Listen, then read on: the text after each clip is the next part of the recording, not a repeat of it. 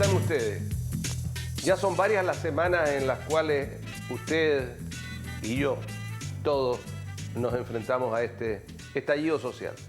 ¿Qué mejor entonces que conversar con un senador de la región para conversar sobre lo que está pasando y sobre las cosas que se han logrado, que se podrían lograr y las situaciones que usted enfrenta? Para mí es un gusto conversar con el senador Kenneth Pugh. Senador, mucho gusto tenerlo por aquí. Muchas gracias, un placer, un privilegio, porque realmente enfrentamos momentos difíciles que tenemos que comprenderlo, porque tenemos que entender qué le ha pasado a Chile y qué alternativas tenemos. Primero, defender nuestra democracia. Chile tiene un Estado de Derecho que es un orgullo y eso es lo que tenemos que entender. ¿Qué significa lo que Chile tiene, su democracia y cómo tienen que las instituciones funcionar? No solo el Ejecutivo, uno podrá decir que hace bien o no hace bien, también el Poder Legislativo, ¿qué hace el Parlamento? Y también el Poder Judicial. ¿Cómo tenemos que evitar que tengamos, por ejemplo, puertas giratorias que hacen que las personas sigan delinquiendo? Ok, senador, hace unos pocos días, un día martes, salió el presidente de la República, por decirlo lo más simple, un poco dubitativo, digamos. La gente esperaba una cosa, él salió con otra, y después de eso, a los 2 días, apareció un acuerdo para la paz social y la nueva Constitución. ¿Qué efecto ha tenido en el Senado esto? Porque entiendo que es a través del Senado donde se han empezado a presentar los proyectos por parte del Ejecutivo. Así es, y básicamente las dos partes. El acuerdo por la paz social, que es fundamental, lleva una agenda social. Esa agenda social básicamente es dinero, ley de presupuesto. En estos momentos la estamos discutiendo. De hecho, tenemos un plazo, el día 26 de noviembre tiene que estar aprobada, es lo que dice la Constitución, para que el gobierno pueda usar esos recursos. ¿En qué? En cosas bien concretas, las demandas sociales. La gente salió a la calle, y no nos olvidemos, salió por sus problemas, por su bolsillo. La pensión que no le alcanza a llegar, el transporte público que está alto, las farmacias que tienen precios exagerados, la salud pública que está mala. Eso es lo que se ha logrado. ¿Y cómo? Lo primero fue una negociación donde el actual ministro de Hacienda, que ha interpretado muy bien el sentir, él siendo un académico con poca visibilidad, de hecho muchos apostaban prácticamente nada, no era uno de los nombres conocidos, fue capaz de entender y buscar una fórmula. ¿Qué es lo que hemos logrado entonces? Pensiones dignas, ¿para quién? Para la gente que las necesita, los que están bajo la línea de la pobreza. Hemos logrado significa de que la ley estuviera promulgada. Se ha logrado que la ley de presupuesto contenga la partida necesaria con los recursos para financiar. Okay. Para que la gente lo entienda entonces, el primer acuerdo por la paz social relacionado con las pensiones, y que a algunos no les gusta, dicen que es gradual, que no es ahora, que parte primero de los 80 años. Hay mucha gente que se va a morir sin recibirlo. ¿Qué significa en números eso? El número significa que hay una línea que está definida como la línea de la pobreza, básicamente los 165.000 pesos. No queremos que ningún adulto mayor con las pensiones básicas solidarias esté bajo esa línea de la pobreza. Pero no se puede hacer todo inmediatamente. ¿Qué es lo que se ha propuesto ¿Por qué? Entonces? Por los costos. Básicamente en régimen, que significa que todos los adultos mayores sobre los 65 años son del orden de los 1.100 millones de dólares. Y no se puede, como lo dijo el senador Felipe Katz, partir de cero también en el presupuesto, borrar todas las partidas y reorganizar el presupuesto de una manera distinta. El presupuesto base cero que él promulga es una idea que también es buena, pero que sirve cuando uno no está en crisis. En estos momentos estamos en una crisis política, social y económica ahora, porque hemos destruido nuestra economía, que es muy difícil llegar a eso. O sea, para tratar un presupuesto base cero hay que redefinir las funciones del Estado. El tiempo no alcanza. No alcanza. Okay, ya, entonces, ¿qué partida es la partida que se refiere a la pensión mínima solidaria, que es la pensión básica? Bueno, el ministerio que tiene a cargo esa partida es el Ministerio del Trabajo. El Ministerio del Trabajo, la ministra hizo las exposiciones, se buscaron los acuerdos, el ministro de Hacienda buscó la forma y básicamente es tramo. Primer tramo sobre los 80 años, todos van a recibir un 50% que les va a permitir llegar a ese umbral. O sea, para que quedemos claros, para que le quede claro a usted, para que tratemos de hacer que la televisión tenga algo de ayuda en estos momentos en que hay que buscar formas de control social, significa, en simple, que una persona que ganaba 107.000 pesos, 107. 107.000 pesos, va a ganar 150. 160 aproximadamente, 158 y algo. 158.000 pesos. Sí. Eso hay que transmitirlo, los mayores. ¿Y cuál es el segundo tramo? Bueno, el segundo tramo... Y aquí A partir de enero sería eso. Exactamente, a partir del 1 de enero. Todo esto se hace para que los presupuestos de la Nación estén disponibles a contar del 1 de enero. El segundo tramo considera básicamente de los 75 años, que es el tramo más cercano, y ese tramo busca en un año, porque es del 1 de enero del 2020 al 1 de enero del 2021, subir a lo mismo, al 50%. Entonces, primero van a subir a 130 y algo y después suben a 150. Y el tercer tramo, que es el tramo de los... en materia simple, si usted nació antes del 34, de 1934, usted está bajo esa pensión mínima, usted simplemente va a recibir una pensión mínima mayor. Si usted, que va a alcanzar a cerca de los 160. Si usted nació el 39, entre el 39 y el 34, entre 1939 y 1934, va a recibir 140.000 pesos. Así es. Y el que nació después del 39 en adelante... A contar de los 65 años. ¿Ya? Ese es en dos periodos, y eso es el 2001 y el 2022, de tal manera de ir en una escala gradual. Y qué buen ejemplo ha hecho, porque Del la verdad... 39, si usted nació entre el 39 y el 55, usted va a estar en el último tramo. Exactamente. Bueno, esa didáctica no la ha hecho nadie. Yo quiero reconocerlo, porque todo el mundo ha hecho los mayores de 65, los mayores de 75, los mayores de 80. Efectivamente es el año de nacimiento. O sea, las personas que... Todavía me acuerdo cuando hacía clases, decían que yo hacía buenas clases. Yo creo que eso le hace falta a mucha gente, tratar de explicarlo y que esa gente le explique a quienes están saliendo a defender sus derechos, para que vayamos calmando de a poco las pasiones, porque realmente... usted es senador de toda la región, y qué penoso lo que sucedió el jueves en la noche en Villa Alemana, el jueves en la tarde en Valparaíso, en fin, lo que está sucediendo recurrentemente. En San Antonio la misma violencia. En los Andes, la misma violencia. Los Andes quemaron una ambulancia. O sea, cuando uno ve una horda que va a destruir una ambulancia, perdón, no es algo que uno diga que sobran y tampoco que no cumple un rol especial. Claro. Hay odio, y ese odio es extremo, es odio ideológico contra el sistema. Pero aparte de odio ideológico, también hay claridad en que hay muchísima de la gente que se la detiene en esto, muchísima es un porcentaje. Miles de personas. Claro, de miles de personas, sobre varios miles, cerca de un 40% de la gente detenida, por disturbio, por saqueo, por violencia. Tienen antecedentes. Son delincuentes primerizos que tenían encargo de la policía, o que estaban en un proceso judicial, o que ya habían sido condenados, o que habían salido recientemente de las cárceles. Entonces, hay también allí un tema de control policial y judicial que no es menor. Bueno, ese es uno de los problemas que hoy, cuando tenemos un estallido de esta naturaleza, donde los tribunales están saturados. Primero, los fiscales ya no saben prácticamente qué hacer con esto. La calidad de la prueba tiene que ser muy alta, y obviamente todos estos antecedentes, como se presume la inocencia, la gente prácticamente se devuelve, no quedan detenidos. Tenemos que hacer entonces una reforma a la reforma procesal penal.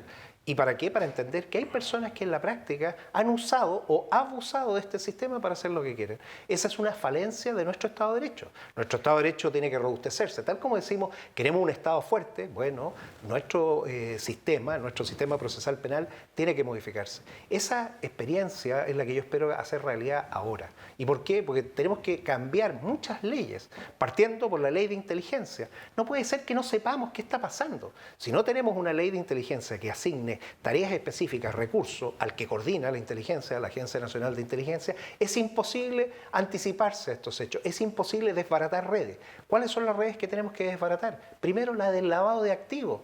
Si todo lo que está pasando, hay dineros, y esos dineros hay que ver de dónde vienen. Segundo, la corrupción. Cuando se instala la corrupción. ¿Por qué dice que hay dinero, senador? ¿Por qué? Porque en la práctica, esta operación, cuando uno tiene mucha gente por mucho tiempo haciendo algo, esa gente obviamente tiene que vivir, vivirá obviamente del hurto, de lo que pueden hacer, pero también reciben estímulos. Se han encontrado evidencias, no demasiadas, pero efectivamente existen cosas bien claras de personas que se les ha estado hasta pagando. ¿Quién es el que está entonces detrás de esos dineros? Son cosas que hay que investigar. Lo segundo. Lo primero, yo creo que es el primero, lo primero es que es increíble, inaceptable, imposible de creer de que hayan pasado ya 4 semanas y no haya un hilo conductor en los atentados del metro.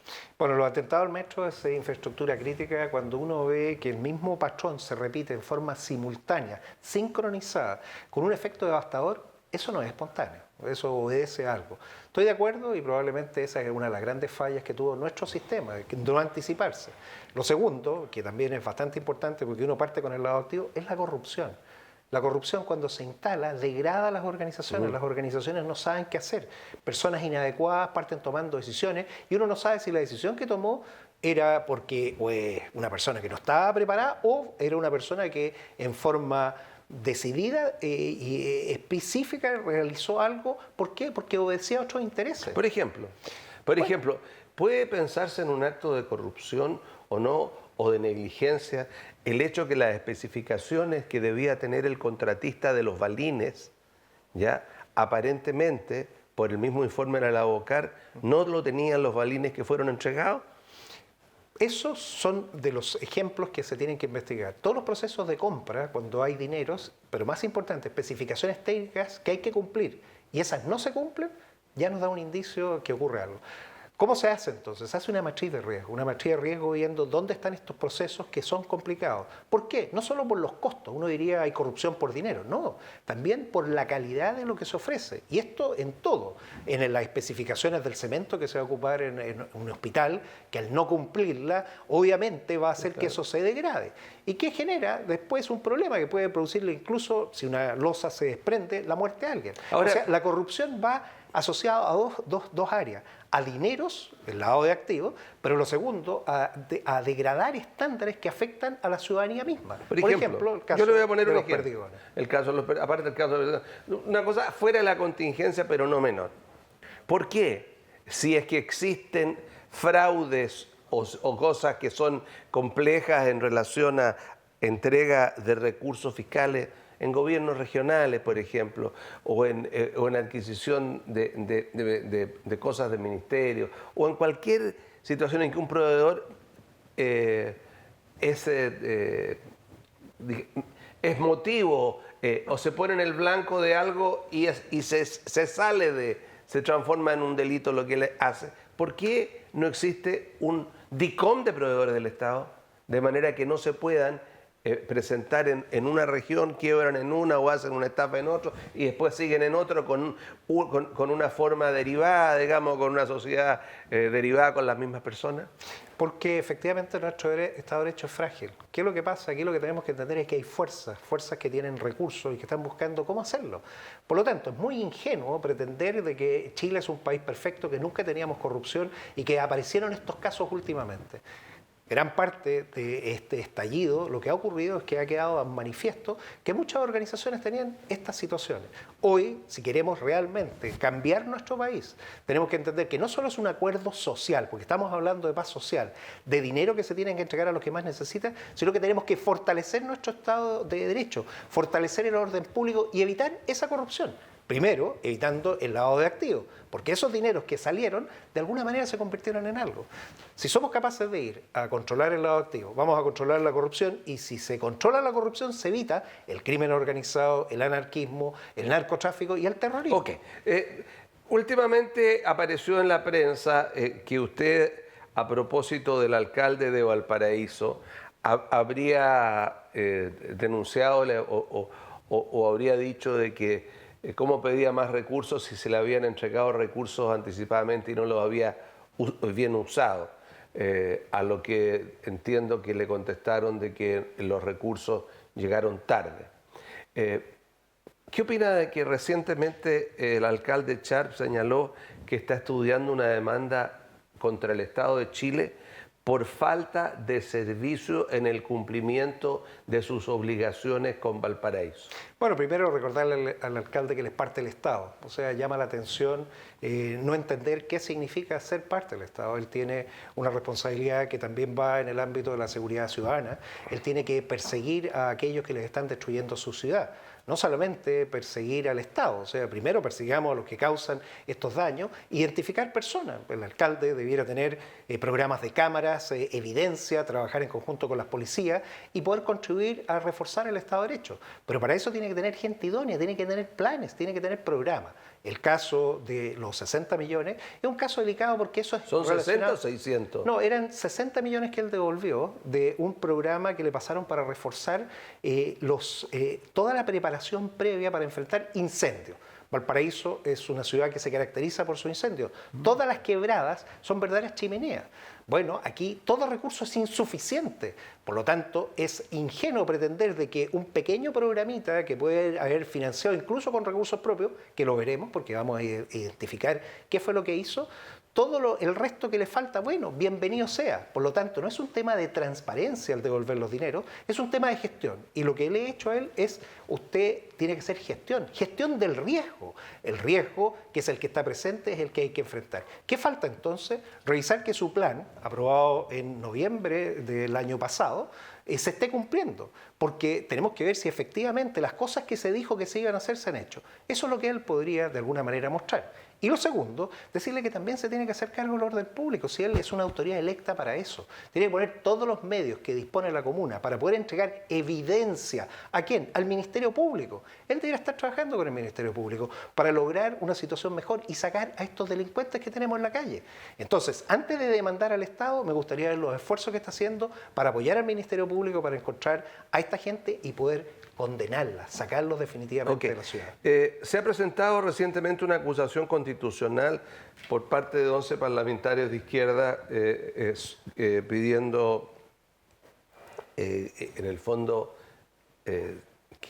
o diciendo, para que a la gente le quede claro, que el presidente de la República ha incumplido con sus funciones y que por lo tanto debería irse para la casa. ¿Cree que eso es una medida para recuperar la paz social? Primero. Segundo, ¿y qué destino tiene esa acusación en el Parlamento?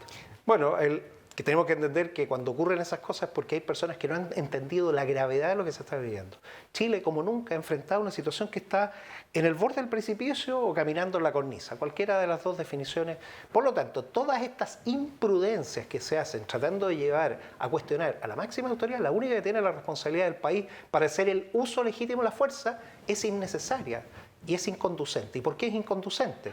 Porque no van a tener los votos necesarios para lograrlo. Y eso porque ya mucha gente, incluso de la oposición, lo ha dicho, no lo estoy diciendo yo. No es el momento, no es el minuto, no es la forma. Todo esto es protagonismo, es tratar de ir a las bases de forma populista a decir que, y arrogándose algo que es especial. Yo en todo caso... Pero la gente le puede empezar a repetirlo. Empieza uno a escuchar gente que plantea que como si la solución al problema fuera aquella, o sea, la solución sería descabezar uno de los poderes del Estado. Porque ahí viene, y por eso yo creo que lo que las personas no han entendido, ¿qué significa un Estado de Derecho? Nuestro Estado de Derecho en nuestro país es presidencialista. El presidente tiene todas las atribuciones para lograrlo. No es solución sacar al presidente, y por eso la gente seria, no solo de la oposición, del mundo académico, de todo, dice, eso no es factible. Él fue elegido democráticamente, él fue elegido en un proceso que además tiene quizás les pueda doler a algunos, tiene el de aquellos que votaron, porque también hay que votar, y aquellos que no están votando debieran hacerlo, tiene amplia mayoría. Por lo tanto, tiene el derecho constitucional para cumplir su mandato. Además se le olvida, le guste o no le guste, me gusta o no me gusta, le gusta o no le gusta a usted, es la votación más grande que ha tenido un presidente en la historia de Chile. Y para cambiar un presidente hay que esperar una nueva elección. Bueno, así me lo enseñaron en mi casa y en mis clases de educación cívica, que lamentablemente falta. Nos queda muy poco, seamos pedagógicos al final. Primero, el aumento de la pensión básica solidaria. Y la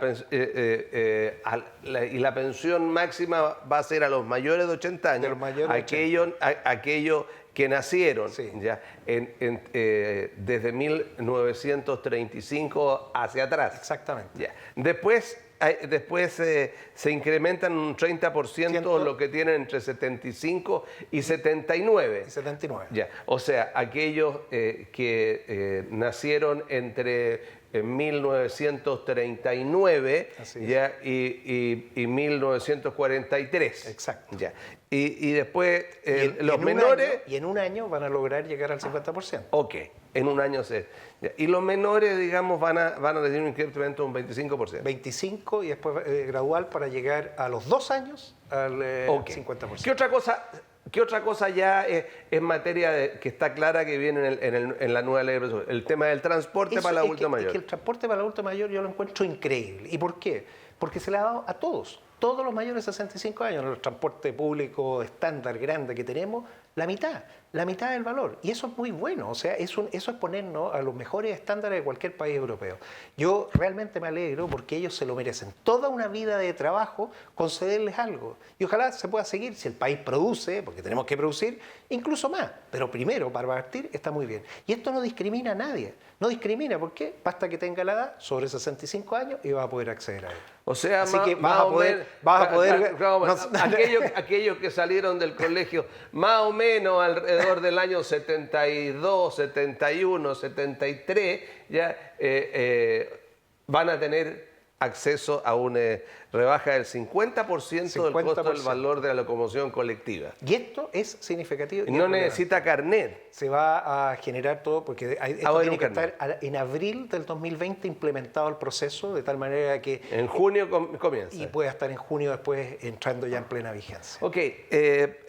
El tema de los medicamentos, por último. Sí. ¿Qué es lo que se ha avanzado en el tema de los medicamentos para que la gente también lo sepa? Porque es una manera también de que la gente entienda, porque ha faltado un poco de didáctica, no basta compararse en la foto y empujarse para salir en la foto como un par de senadores que se veían ahí a codazos limpios. Ese se llama el Festival de los Codazos. El Festival de los Codazos. Okay. Pero sino que la gente entienda. Eso sirvió para algo.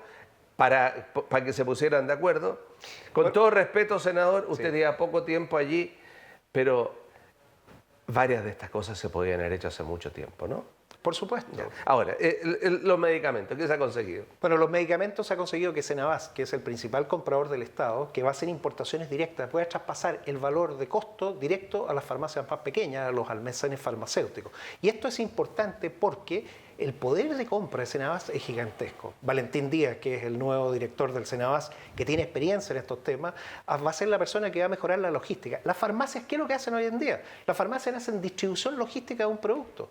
Y esto, si usamos incluso la tecnología, las redes, la gente podría con sus recetas electrónicas a futuro pedir que lleguen directamente a sus casas. O sea, no solo más barato, sino que un despacho directo.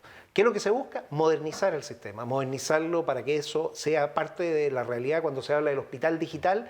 El médico, cuando da la receta, porque el que demanda el producto es el médico, no la persona, esa receta después está disponible al más bajo valor. En Chile, esto significa que comunas que ni siquiera tenían farmacia van a poder tener estas farmacias, algunas virtuales, y le van a llegar productos a un valor que significativamente. Estamos hablando de valores, si algo costaba 3.000 pesos importación directa, aquí vale 60.000. Es decir, en vez de pagar 60.000, van a pagar 3.000 pesos. Sí, yo tengo el caso de gente conocida, pariente, inclusive que toman pastillas que valen 4 o 5 mil pesos la pastilla diaria. Así es. Aquí en Chile. Sí. Entonces, indudablemente que eso, y que son medicamentos, por ejemplo, para el tema de la coagulación de la sangre y del corazón. Entonces, sí. Eso me parece que ese tipo de medicamentación debería hacer rápidamente. Eso usted le puede garantizar a la gente que eso está aprobado. Eso sí. ¿Qué más faltaría? Bueno, lo otro que tenemos que anunciar es el aumento del per cápita en salud para atención primaria de salud. El 85% de la resolución del sistema sanitario se hace en la atención primaria. Y para eso va a subir de 6.400 a 7.200 pesos, un 11%. Nunca un gobierno había subido tanto el per cápita en salud. Por lo tanto, es un muy buen anuncio. Esperamos que esos recursos puedan llegar bien a la atención primaria de salud. Pero nuevamente se necesita tecnología. ¿Por qué? La atención primaria de salud, que tiene que contener y resolver los problemas, tiene que tener sistemas de referencia y contrarreferencia con el nivel secundario, el hospital y el especialista, porque si las personas el nivel primario se los entrega al nivel secundario a los especialistas, o el terciario, que es la hospitalización, la gente después se queda ahí. Nunca quiere volver nuevamente a su consultorio. Los sistemas de referencia y contrarreferencia van a ayudar entonces a contener y a resolverle a las personas en su consultorio. Esta es la verdadera modernización, para eso se requieren más recursos. Y en los centros de salud familiar. Claro. En todo lo que es la atención primaria. Y por eso hay que bajar especialidades básicas y tenerlos resolutivos. Si son capaces entonces los atención primaria de salud resolutiva con el sistema de fármacos asociados, de tal manera que las personas reciben inmediatamente su paquete completo, su tratamiento, su diagnóstico, su tratamiento. El tránsito o el volumen de pacientes en los hospitales mayores, claro. Por supuesto, se descongestiona el sistema y se puede atender. Okay. Y ahí viene algo que es fundamental, un buen manejo de lista de espera. Hoy la lista de espera, probablemente una planilla Excel. ¿Qué cuesta cambiar una posición en una planilla Excel? No podemos tener. Hoy tenemos que evitar hasta corrupción en esos lados. Corrupción que puede ser el amigo, todo, o quizás quién sabe, que se ocupó para que alguien suba. Okay. Y eso también es tecnología. Si no ponemos tecnología a prueba de fraudes, nuestros sistemas van a seguir fracasando. Ok. Senador, ha sido un gusto poder conversar con usted algunas cosas más o menos interesantes para la gente y que sean de buen tono, de no estar en esta vorágine de día negro que la gente siente cuando sale, cuando se mueve, cuando en las noches pasan cuestiones. ¿Usted cree que volveremos a una normalidad completa? La normalidad vamos a volver cuando entendamos el valor de nuestra institucionalidad, el Estado de Derecho, el respeto a las normas. Los buenos en las calles son los carabineros, no son los delincuentes, no son los vándalos. Por lo tanto, apoyemos a Carabineros, apoyemos denunciando aquellas cosas que son raras, entregando evidencia que permita perseguirlos. Ayudemos a la PDI, que también, Carabineros y PDI tienen teléfono para poder enviar información, denuncias, y también apoyémoslos moralmente. En estos momentos de crisis donde se requiere recuperar el orden público, son las fuerzas de orden y seguridad pública las que tienen que actuar, no otras fuerzas. Muchas gracias, senador Kenneth Plus. Y a usted que nos está mirando, usted puede hacer varias cosas para poder tratar de ayudar a la paz. O sea, primero, transparentar que hay estas cosas que están saliendo. Segundo, si en la noche llega, ve gente, qué sé yo, sus vecinos, etcétera, no sé, no es para estar diciendo que uno sea sapo, pero hay que cuidar sus spam, hay que cuidar su centro, su consultorio, hay que cuidar sus escuelas, hay que cuidar su alumbrado público, sus CODE que han tenido sus cámaras de seguridad. Tenemos que pensar de que la delincuencia no puede ganarnos la calle y la vida, porque somos muchos más. Los delincuentes son unos pocos y deben ser encausados, formalizados y condenados. Que estén ustedes muy bien.